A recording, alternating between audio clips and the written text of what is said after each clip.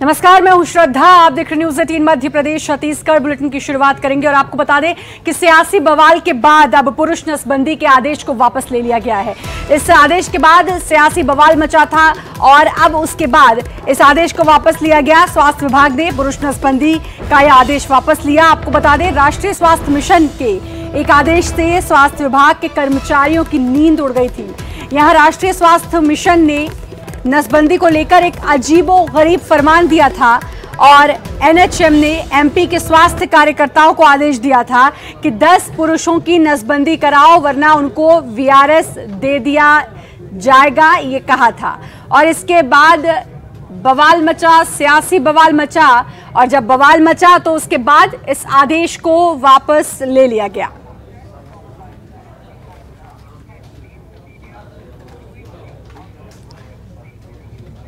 तो यह अजीबोगरीब फरमान जारी किया था, लेकिन उसके बाद इसको वापस भी लिया गया। इस फरमान के बाद काफ़ी बवाल हुआ और अब आपको बता दें, सरकार ने इस फरमान को वापस लिया है। इस पूरे मामले पर गाज गिरी है एनएचएम संचालक छवि भारद्वाज पर और सरकार ने साफ तौर पर कहा और विपक्ष ने इस आदेश पर सवाल उठाए थे, जिसके बाद सियासत भी काफ़ी हुई इस आदेश को लेकर, लेकिन सरकार ने अब साफ कर दिया और इस पूरे मामले पर सरकार ने कहा कि इस आदेश को वापस लिया जाता है और सरकार ने इस आदेश को वापस लिया है। काफ़ी सियासत भी हुई इस आदेश को लेकर, लेकिन सरकार ने पुष्टि की है कि ऐसा कोई आदेश नहीं है, अब इसको वापस लिया गया।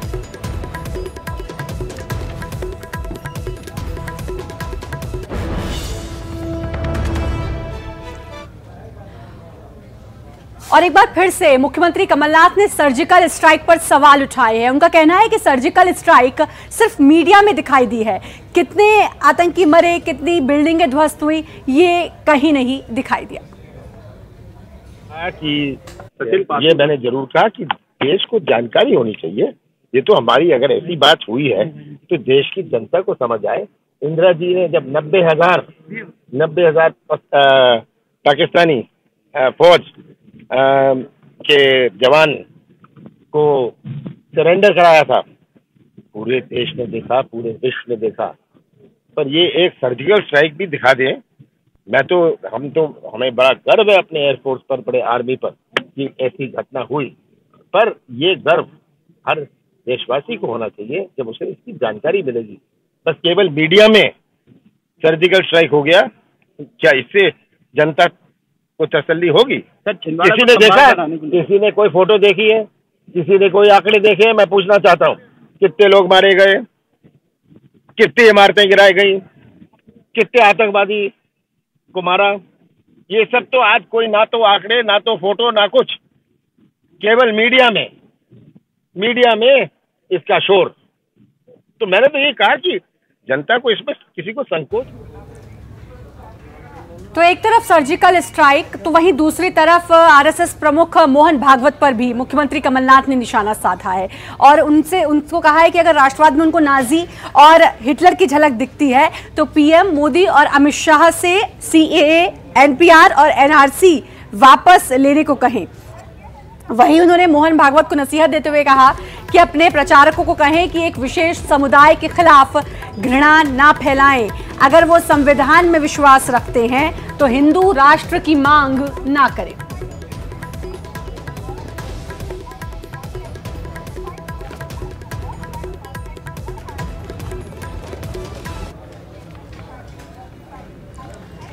और मंदसौर में प्रभारी मंत्री हुकुम सिंह कराड़ा ने दिव्यांगों को लेकर अपशब्द कहे थे, जिसके बाद काफी बवाल भी खड़ा हो गया था और मंत्री के बयान से नाराज दिव्यांग धरने पर बैठ गए थे और जमकर नारेबाजी भी दिव्यांगों ने मंत्री हुकुम सिंह कराड़ा के खिलाफ की थी। अब संगठन के पदाधिकारियों ने मांग की है कि हुकुम सिंह कराड़ा दिव्यांगों का उन्होंने अपमान किया है, इसके लिए माफी मांगे, वरना उनके खिलाफ एफआईआर की जाएगी। वहीं मंत्री के बयान पर बीजेपी ने भी आपत्ति जताई, लेकिन आपको बता दें कि हुकुम सिंह कराड़ा ने अपने बयान पर अफसोस जाहिर किया है। प्रभारी मंत्री हुकुम सिंह कराड़ा द्वारा एक सीतामऊ में आम सभा में संबोधित करते हुए दिव्यांगजनों को आपत्तिजनक शब्द बोले गए, लंगड़ा, लूला, अंधा, बेरा, उसके खिलाफ प्रदेश के सारे दिव्यांगजन आक्रोशित है और प्रभारी मंत्री के खिलाफ एक धरना प्रदर्शन और विरोध प्रदर्शन गांधी चौराहे पर सूचित करने के रूप में किया जा रहा है। अगर हुकुम सिंह जी कराड़ा द्वारा माफ़ी नहीं मांगी गई 3 दिन में, तो 3 दिन बाद ये संगठन और प्रदेश के सारे विकलांगजन राज्यपाल के नाम ज्ञापन देंगे और ये विरोध प्रदर्शन ऐसे ही जारी रहेगा। प्रभारी मंत्री जी का पुतला दहन किया जाएगा। सीतामऊ में प्रभारी मंत्री जी ने हम विकलांगों को लंगड़ा लूला कहा। उन्होंने कहा कि हम पेंशन 300 से 1000 दे रहे हैं। सबसे पहले तो बात यही, पेंशन हमको 600 मिल रही है। हमको लंगड़ा लूला कहा, हमारा अपमानित किया। इसलिए हम पूरे जिले के दिव्यांग भाई आज एकत्रित हुए, हम धरना प्रदर्शन कर रहे हैं। अगर 3 दिन में उन्होंने माफ़ी नहीं मांगी तो हम उनके खिलाफ थाना में एफआईआर दर्ज कराएंगे। और मंदसौर, जहां मंत्री हुकुम सिंह कराड़ा ने दुख जताया है, उन्होंने जो बयान दिया था उसको लेकर उन्होंने दुख जताया और उन्होंने माफ़ी भी मांगी है। उन्होंने कहा कि मेरे बयान का आशय गलत नहीं था और दिव्यांगों के लिए उन्होंने गलत शब्दों का इस्तेमाल किया था, जिसके बाद अभी आपने देखा कि दिव्यांग धरने पर बैठ गए थे, कड़ी निंदा इसकी की गई थी और साफ कहा गया था कि अगर उन्होंने माफ़ी नहीं मांगी तो फिर उनके खिलाफ एफआईआर दर्ज करवाई जाएगी। लेकिन उससे पहले ही हुकुम सिंह कराड़ा ने दुख जताया है, अफसोस जाहिर किया है अपने कही हुई बात पर और उन्होंने कहा कि गलत आशय नहीं था मेरे शब्दों का, लेकिन उन्होंने माफ़ी भी मांगी है।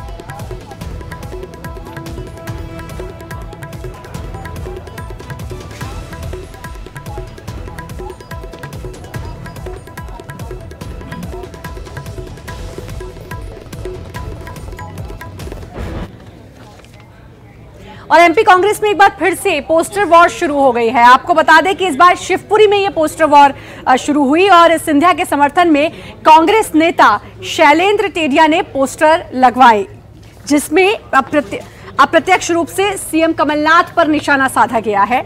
एक व्यक्ति एक पद का फॉर्मूला याद दिलाया है इस पोस्टर वॉर में और साथ ही पोस्टर में राहुल गांधी के साथ सिंधिया और सीएम कमलनाथ की तस्वीर भी दिखाई गई है, जिसमें फोटो की मर्यादा रखने की बात कही गई। इसके साथ ही सिंधिया के बयान का समर्थन भी किया गया। भले ही कांग्रेस बार बार कहती हो कि भीतर खाने में सब कुछ ठीक है, लेकिन उसके बाद लगातार कुछ दिनों से कुछ ना कुछ ऐसी बात सिंधिया समर्थकों के जरिए कही जाती है जिससे ये लगता है कि नहीं, सब कुछ ठीक नहीं है। और अब एक बार फिर पोस्टर लगाया है और ये पहली बार नहीं हुआ है, इससे पहले भी एमपी में एक कांग्रेस में ये पोस्टर वॉर देखने को मिली है और एक बार फिर से ये पोस्टर वॉर देखने को मिली है, जिसमें एक व्यक्ति एक पद का फॉर्मूला याद दिलाया है। विधानसभा चुनाव के पूर्व पूरे प्रदेश की निगाहें श्रीमान सिंधिया पर थीं। उसी के आधार पर पूरे प्रदेश में सिंधिया जी ने लोगों से आश्वासन दिए थे, वचन दिए थे और वो वचन पत्र में हैं। इसीलिए सिंधिया जी के पास लोग आते हैं आशा लेकर कि वचन पत्र में जो बातें हैं उन्हें पूरा किया जाए। उसी संदर्भ में सिंधिया जी ने वचन पत्र को पूरा करने के लिए सड़कों पर उतरने की बात कही थी। वो बात ना तो कमलनाथ जी के खिलाफ है, ना ही कांग्रेस पार्टी के। और ट्रेनों के निजीकरण के विरोध के बीच एक और निजी ट्रेन यानी कि काशी महाकाल एक्सप्रेस आज इंदौर से रवाना हुई है। सांसद शंकर लालवानी ने पूजा पाठ के बाद हरी झंडी दिखाकर ट्रेन को रवाना किया। इस दौरान वेस्टर्न रेलवे यूनियन के कर्मचारियों ने ट्रेन के निजीकरण को लेकर विरोध दर्ज करवाया। रेलवे कर्मचारियों का कहना है कि ट्रेनों का निजीकरण होने से बेरोजगारी बढ़ेगी और बहरहाल इस विरोध के बीच ट्रेन काशी के लिए रवाना हो गई। काशी महाकाल एक्सप्रेस उज्जैन, बैरागढ़, बीना, झांसी, कानपुर, सुल्तानपुर होते हुए शनिवार सुबह वाराणसी पहुंचेगी। इसके बाद ट्रेन में भगवान भोलेनाथ विराजित थे इसके साथ ही, और हालांकि अब उनका मंदिर पेंट्री कार में बना दिया गया है।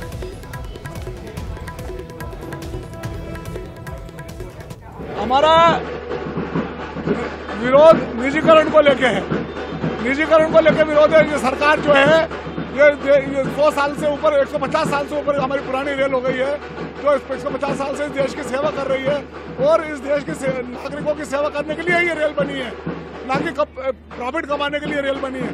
प्रॉफिट कमाने के लिए तो पूंजीपति है, पूंजीपति अपनी रेल चला, अपना स्ट्रक्चर डाले, अपनी जमीन खरीदे, अपनी रेल पटरी डाले। और जबलपुर में गन कैरेज फैक्ट्री में तैयार की गई 155 mm की 35 कैलिबर धनुष तोप का आज लॉन्च लॉन्ग प्रूफ रेंज में पहली बार शक्ति परीक्षण हुआ। पहला मौका है जब धनुष तोप से जबलपुर में फायरिंग की गई। इससे पहले 21 जनवरी को गन कैरेज फैक्ट्री में ही तैयार की गई शारंग तोप का परीक्षण यहां किया गया था। दोनों ही तोप 37 से 40 किलोमीटर के बीच निशाना साध सकती हैं। इनका निर्माण गन कैरेज फैक्ट्री जबलपुर में किया गया है। धनुष तोप सेना के बेड़े में शामिल हो चुकी है। पूर्व में इस तोप का राजस्थान के पोखरण और ओडिशा के बालासोर सहित अन्य स्थानों पर परीक्षण किया गया। पिछले साल 6 तोप सेना के सुपुर्द की गई हैं, लेकिन यह पहला मौका था जब जबलपुर में ही बनी इस तोप का परीक्षण उसी शहर में हुआ। इस महत्वपूर्ण मौके पर ordnance factory, Khamaria vehicle factory Jabalpur और गन कैरेज फैक्ट्री के आला अधिकारी भी मौजूद रहे।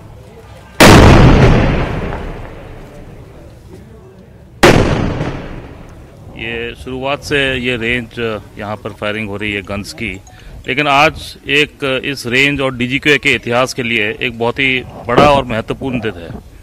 ये इसलिए क्योंकि पहली बार ये रेंज जो कि मीडियम गन्स के लिए तैयार नहीं था, और आप जानते हैं मीडियम गन्स कैलिबर जो होती हैं वो उनका रेंज बहुत ज़्यादा होता है, और इस रेंज की रिस्ट्रिक्शन होती है प्रेजेंटली क्योंकि इतना बड़ा रेंज नहीं है।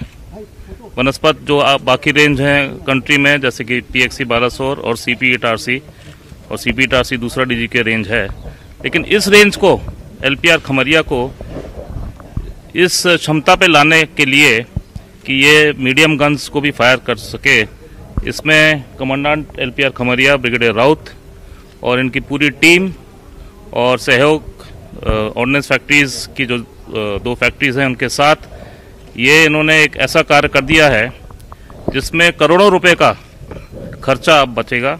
न केवल खर्चा बचेगा लेकिन टाइम भी बहुत बचेगा। जबलपुर के LPR रेंज में आज एक ऐतिहासिक दिन है, चूंकि सबसे बड़ी गन शारंग और जो सबसे बड़ी ताकतवर तोप है धनुष, उसकी सफल टेस्टिंग LPR रेंज में की गई है। ठीक मेरे पीछे आप जो देख रहे हैं ये सबसे बड़ी और ताकतवर तोप धनुष है, जो कि बोफोर्स का अपग्रेड वर्जन कहा जाता है, और इसकी मार्क क्षमता करीब 40 किलोमीटर बताई जाती है। इसकी भी यहाँ LPR रेंज में सफल परीक्षण जो है वो संभव हो पाया है। तो कहीं ना कहीं LPR ने आज अपने आप को सिद्ध किया है। और ठीक धनुष के आजू और बाजू में आप देख सकते हैं ये बैरल्स हैं, जो कि एक शारंग का है और एक धनुष का है। इनकी भी यहां पर सफल टेस्टिंग की गई। 10 से अधिक राउंड फायर जो है वो LPR रेंज में किए गए और अलग अलग एंगल्स और डिग्री में सेट करके किए गए, ताकि इसकी मारक क्षमता की टेस्टिंग LPR में हो सके। इस बात को आज कहीं ना कहीं सफल रूप दिया गया है। तो ये कहा जा सकता है कि LPR रेंज अब अपने आप में सक्षम है। तमाम बड़े जो वेपन्स हैं उनकी टेस्टिंग LPR में ही संभव हो पाएगी। करब हसन, वीरेंद्र मिश्रा के साथ प्रतीक अवस्थी, न्यूज़ 18 जबलपुर।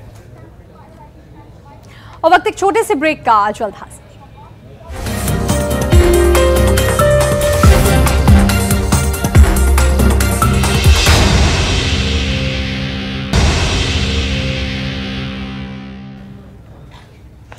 ब्रेक के बाद एक बार फिर से आपका स्वागत है। बुलेटिन में आगे बढ़ेंगे और छतरपुर की बात करेंगे, जहां पर मानवता को शर्मसार करने वाला एक बार फिर से एक वाक्य आया है। आपको बता दें कि एक साधु ने अपनी शिष्या के साथ दुष्कर्म किया। पीड़िता का आरोप है कि इलाके के जाने माने मंदिर के महंत ने जान से मारने की धमकी देकर लगातार उसके साथ दुराचार किया और नई लड़कियों के आने के बाद उसे छोड़ दिया। महंत के खिलाफ शिकायत के बाद पुलिस ने मामला दर्ज कर लिया। आरोपी महंत फरार है। अब तक मिले सबूतों के आधार पर पुलिस बता रही है कि महिला 1 साल से महंत के साथ रह रही थी, इसलिए साक्ष्यों और गवाहों के आधार पर अग्रिम कार्रवाई की जाएगी।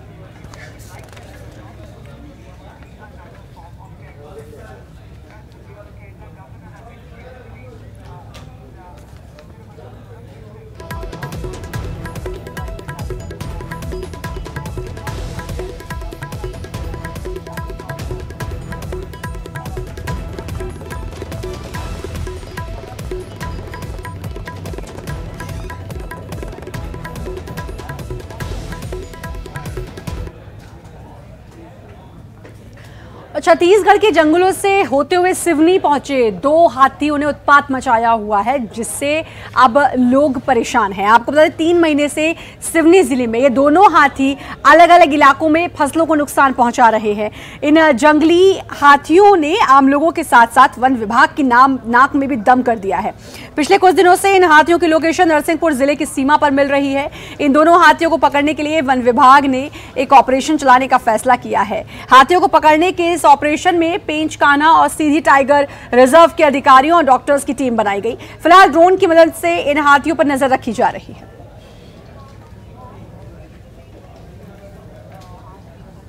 जब इनके द्वारा काफी समय तक यहीं विचरण करते हुए पाए गए, तो हमारे प्रधान मुख्य वन संरक्षक वन्यप्राणी के द्वारा इनको रेस्क्यू करने की अनुमति दी गई है हमको अभी फरवरी माह में, और इसका एक दल गठित किया गया है पेंच नेशनल पार्क के फील्ड डायरेक्टर के नेतृत्व में। उसमें पेंच, कान्हा एवं सीधी से डॉक्टर्स की टीम है और परिषद अधिकारी हैं, उनके द्वारा इन हाथियों का रेस्क्यू। और बुरहानपुर के वासियों को इस बार गर्मी में ताप्ती नदी का शुद्ध पानी नहीं मिल पाएगा। शुद्ध पानी नहीं मिलने के पीछे कारण 131 करोड़ की ताप्ती जलावर्धन योजना का समय पर काम पूरा नहीं होना बताया जा रहा है। कांग्रेस ने इसके लिए बीजेपी के महापौर रहे अनिल भोसले को जिम्मेदार ठहराया है। अनिल भोसले ने महापौर बनते ही घर घर में ताप्ती नदी का शुद्ध पीने का पानी पहुंचाने की बात अपनी प्राथमिकता में रखी थी। इस दौरान 131 करोड़ रुपए की ताप्ती जलावर्धन योजना भी शुरू हुई, लेकिन महापौर का 5 साल का कार्यकाल पूरा हो गया, लेकिन योजना ना पूरी हो सकी। इसके बावजूद भी महापौर ने अपने कार्यकाल के आखिरी दिन ताप्ती जलावर्धन योजना को अपनी उपलब्धियों की में पहली सूची में शामिल किया था।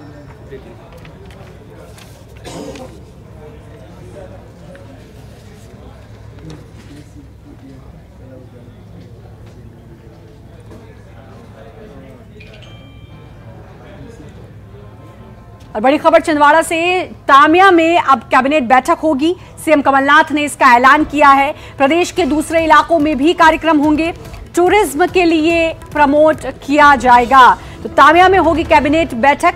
मुख्यमंत्री कमलनाथ ने इसका ऐलान किया है। प्रदेश के दूसरे इलाकों में भी कार्यक्रम होंगे और टूरिज्म के लिए इसको प्रमोट किया जाएगा।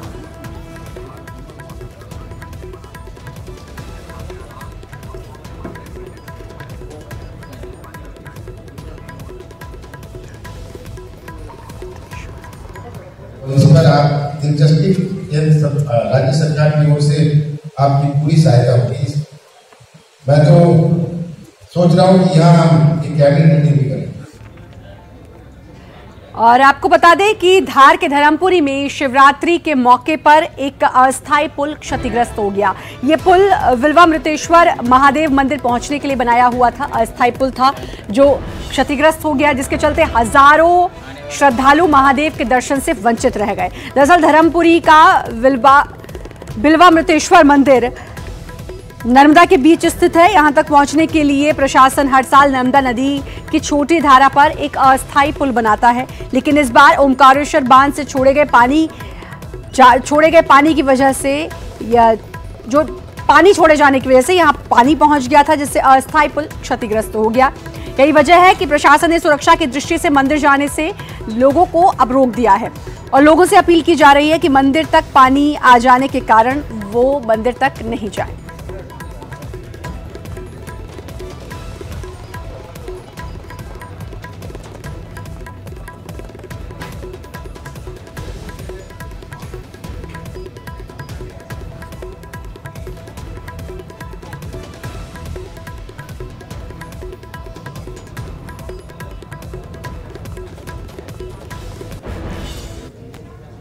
और आज महाशिवरात्रि का त्योहार है। जगह जगह पर बम बम बोले के नारे लग रहे हैं। श्रद्धालुओं की भीड़ मंदिरों में पहुंच रही है और लोग शिवरात्रि का त्योहार धूमधाम से मना रहे हैं। 6 तस्वीरें देखिए अपने स्क्रीन पर आप। सुबह से ही मंदिरों में भक्तों की भारी भीड़ उमड़ पड़ी।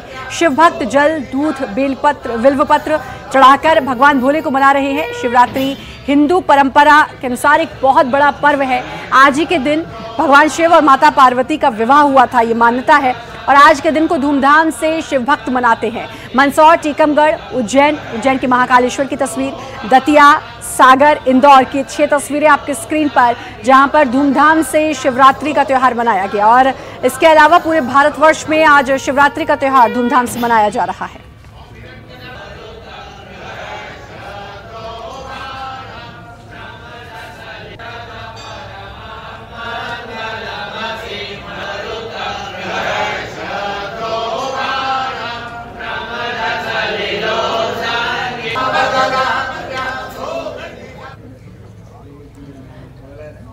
बड़ी खबर इस वक्त की आपको बता दें रायपुर से, जहां पर 2 मंजिला इमारत गिरी है, 2 मंजिला मकान गिर गया है।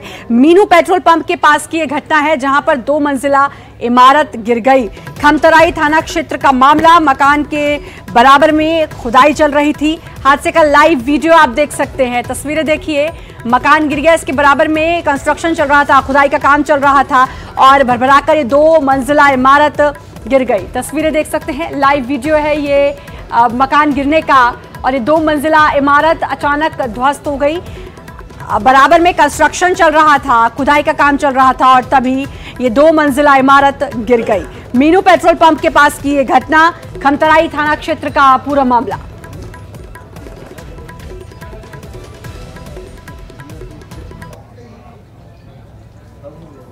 और इसी के साथ फिलहाल इस बुलेटिन में इतना ही, लेकिन बाकी खबरों के लिए लगातार बने रहिए न्यूज़ 18 मध्य प्रदेश छत्तीसगढ़ के साथ।